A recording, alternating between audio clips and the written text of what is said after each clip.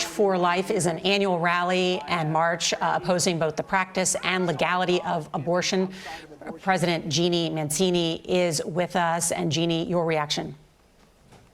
Well, Nora, I can't help but think of the hundreds of thousands every year, the collective millions of pro-life Americans that have marched every single year since Roe v. Wade. And they've marched because they believe that the unborn person is the poorest of the poor, the most vulnerable, and that abortion is a human rights abuse.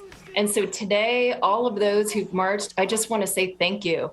And we still have our work cut out for us, of course. You've mentioned that many states will have life protective laws, and we're very grateful about that. And but there are many threats of violence right now against the pro-life movement, against Americans who just very much have the right to believe in this. And we need to increase our support to women and men facing unexpected pregnancies. It's already very strong, but we absolutely need to put our money where our mouth is in that regard. How will you do that? I mean, as you know, more than half of abortions are carried out for women in their 20s. In many of these states, I'm thinking about Texas in particular, they have rolled back health care coverage for poor women. How will March for Life, how will you pivot to help women in need?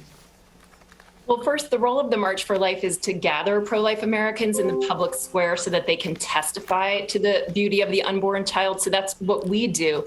But many other organizations will be very involved. For example, you mentioned Texas, and simultaneous to the heartbeat law being passed, there was also a funding stream of $100 million. So let me say that again, $100 million that was passed to provide resources for women in these scenarios. So collectively, when we consider the Pregnancy Resource Center movement, which I would say is the untold story in the pro-life movement, we know that over $270 million of free resources are made available to men and women facing unexpected pregnancies every single year.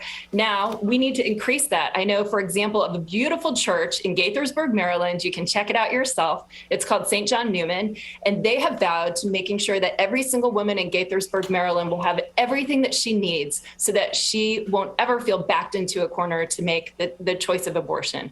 You know, we've gone from this idea of abortion being safe, legal, and rare to abortion on demand until birth, paid for by your tax dollars. And today's decision takes that away. Essentially, it allows the United States to stop being one of only 7 countries around the entire world that allows late-term abortion. It allows states to be able to limit abortion at 15 weeks and earlier if they so choose. So it really returns it to the people, and I'm grateful.